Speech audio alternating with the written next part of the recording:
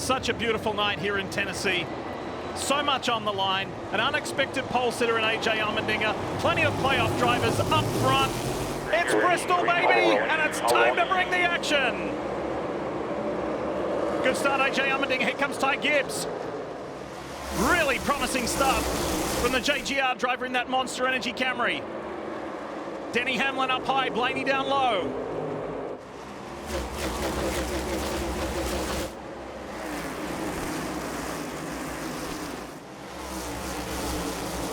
Hamlin in that bright orange Kings Hawaiian number 11 just has that comfort of that win last weekend. But he wants to continue that. He's not going to change the way that he's going to drive here. Ross Chastain now to his left side. Christopher Bell behind in that bright yellow DeWalt number 20 will easily be able to pull up. And there's Alex Bowman. Think about this. We had concern where Alex Bowman qualified. Denny Hamlin has fallen all the way back to the 48 car. How hard does that work for the cameraman to get far enough back for Joey Logano? He has plummeted as well, down 11 spots outside the top 30. Joey Logano, no top 10s in this next-gen vehicle, currently running 33rd.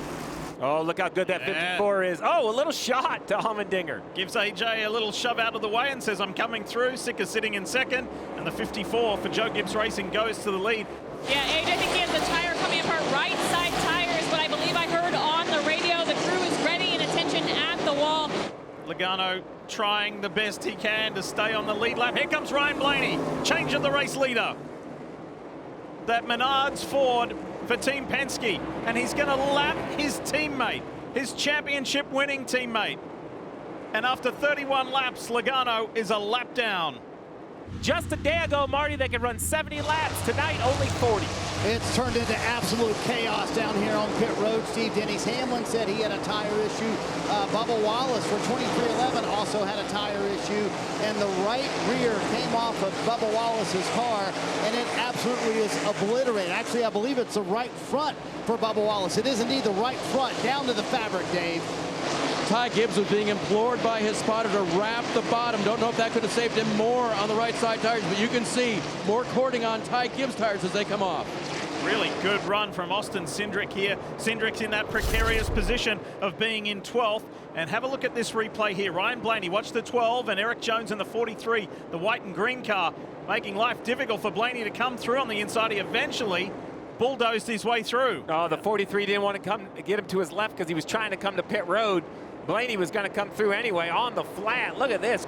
Now you got to shift your mindset. Spotters are telling their drivers, back up those corners, lower the longitudinal load. How much longer is Blaney going to go for? He's got to be coming shortly. Well, you figure, you know, he's basically the halfway of the stage, so he's done it. He's done what he needs to do. 51 laps to go in the Bass Pro Shops night race, and a problem, a significant problem for Josh Berry, Kim. Yeah, you can see it right there. Fire on the right front. They told him to adjust his brake fans. The crew ready on the wall as he tries to make his way down pit road if he can get here. So let's see exactly how they go about this, how they plan on putting this fire out, whether they use a fire extinguisher in the vents, and if Josh Berry can even stay in the race car. He can't see. He couldn't see well enough to get it in the box. He just wants to get out. He just needs to get out. He's going to have to get out. I mean, look at the smoke pouring out of the back window. There's no way Josh can breathe in this situation. It has been a troublesome and problematic playoffs for Josh Berry, unfortunately. Oh, look at him. He has felt the full effects of that smoke inhalation. And the 21 car on pit road is going to necessitate a yellow just because of all the safety workers out there and him not being sitting in his pit box. That doesn't really allow the 71 or I think it's the 35 behind him. They just don't have any access to their pit. Guys are going pretty hard. That middle lane is probably not where you want to be. It's probably more hard on tires. Zane Smith's able to clear William Byron. This is the kind of night that Zane Smith, a small team like that, can take advantage and win this race. Oh, Alex Bowman around in the 48. One of those drivers on the wrong side of the cut line. And like that, Briscoe should receive the free pass and get back on the lead lap. Oh, just contact. He's on the bottom of the racetrack, and like the 35, Riley just kind of squeezed him down in there. Oh, Gibbs. He's like, I'm being nice. Up in a fast spot with the 992 off to the 12, so he's going to be wide. Well, there he goes. That's a move. I'm being nice. I've been nudging you. I may have to push you. Here comes Ryan Blaney. And Blaney goes around the outside of Gibbs. He's got fresher tires, takes the lead, but for how much longer? Gibbs got his nose back in front. Final lap brought to you by Credit One Bank. This is good stuff, and it's only the opening stage. To the line, and it's Ryan Blaney. Cliff Daniels and that team's been very busy trying to get that right front fixed up. That came from a restart a little bit earlier, Lee. And Marty, we've just received a report that Kyle Larson was too fast entering. So we'll receive a penalty for that as well. The yellow guy was spinning down the front. Caution is out, and it's for Ricky Stenhouse Jr. McDowell spun around as well. Focusing on Stenhouse. Oh boy. Riley Herbst, there's contact from the rear. Stenhouse goes into Van Gisbergen. What happens to Jones and it's backwards on the bottom already. And Right. McDowell may have taken evasive action. Yeah, I'd probably trying to check up, and the guy behind him didn't get slowed up. Typical watch behind. There you go. Just trying to slow down and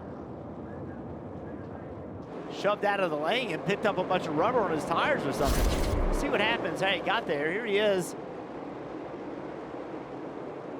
Goes Drives down in the corner and just doesn't turn. I don't know if the car is loose and he couldn't turn it. Now he's way up the racetrack, and now he's picking up all that debris on his tires. His tires are hot.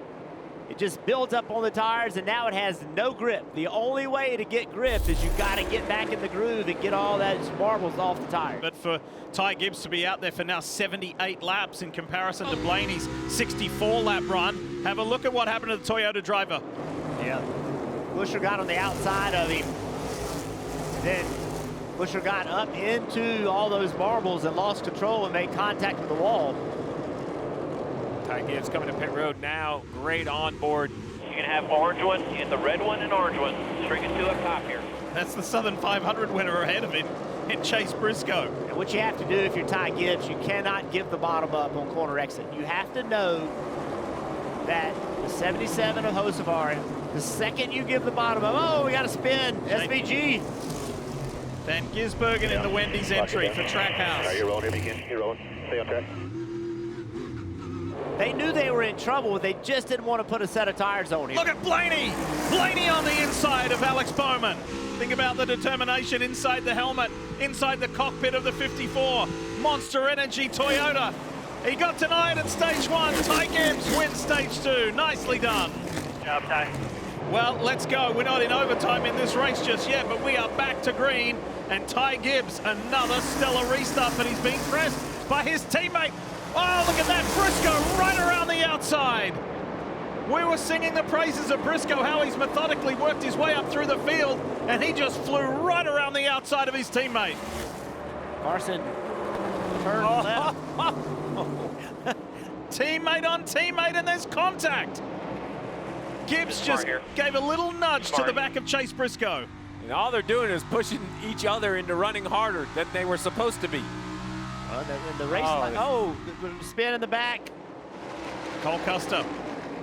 Get back rolling here. Toe link broken on the right rear. It's got a mind of its own.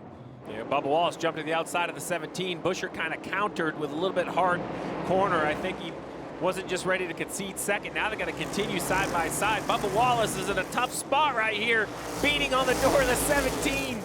Yeah, he thought he was just easily passing, and Busher said nope. Now he's putting the bumper to him. Trying to sneak his way through and force his way through on the inside. Green, yellow, red, problems for Chase Elliott.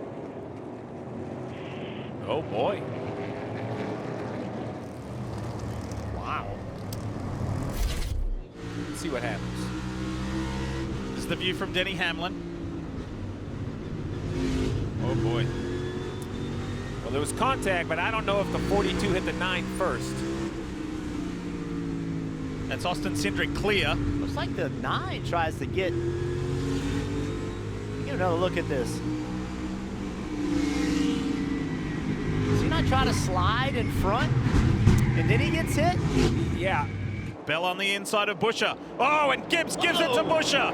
Gibbs tags the back of Chris Busher, sets him way up the track, and that opens up not only for Gibbs, but then Wallace had an opportunity, but Busher will fire back.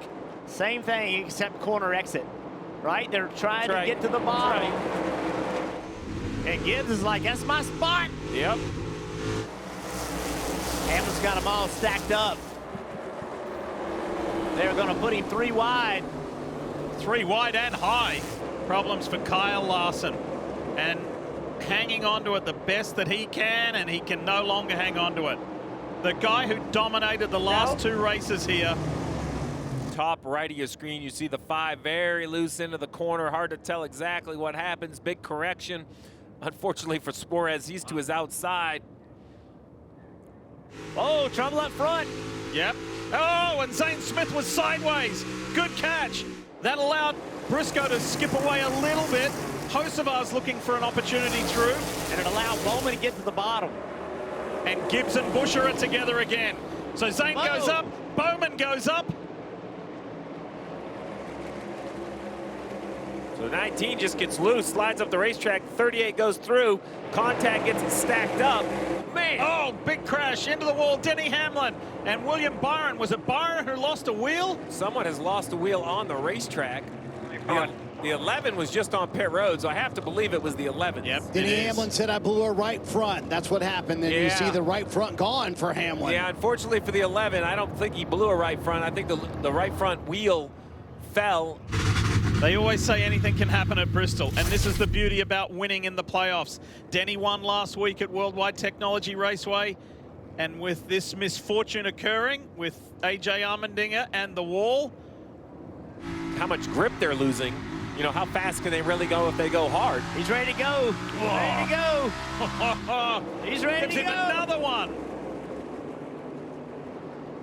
Gibbs has driven tonight in a way that reflects his passion to be a NASCAR Cup Series race winner.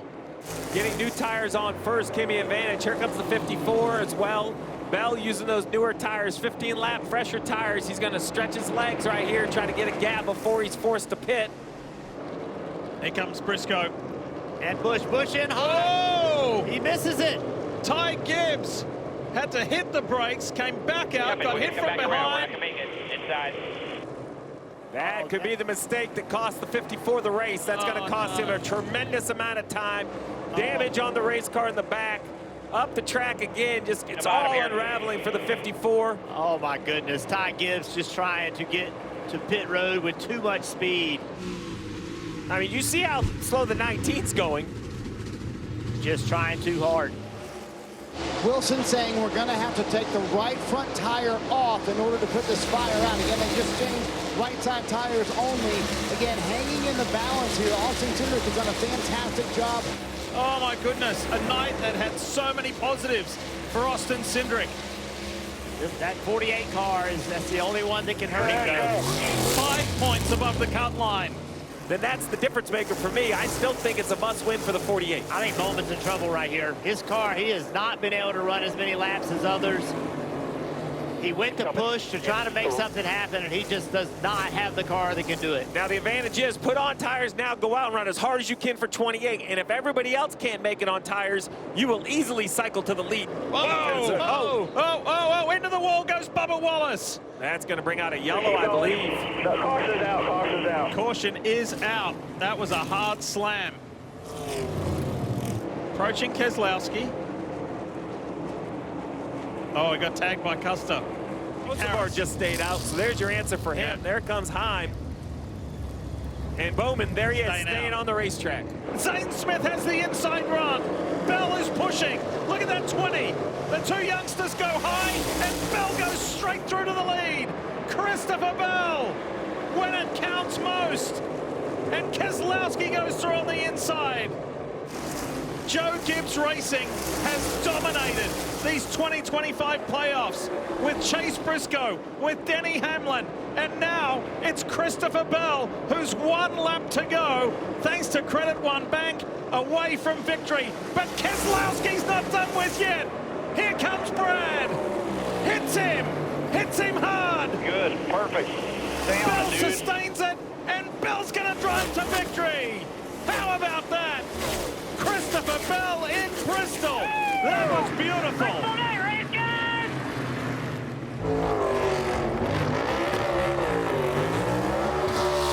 Hi folks, Lee Diffie from NBC Sports. If you enjoyed what you just watched, well, it's time to bring the action and subscribe to the Motorsports on NBC YouTube channel. You can have it all: news, highlights, interviews, and analysis. So go for it.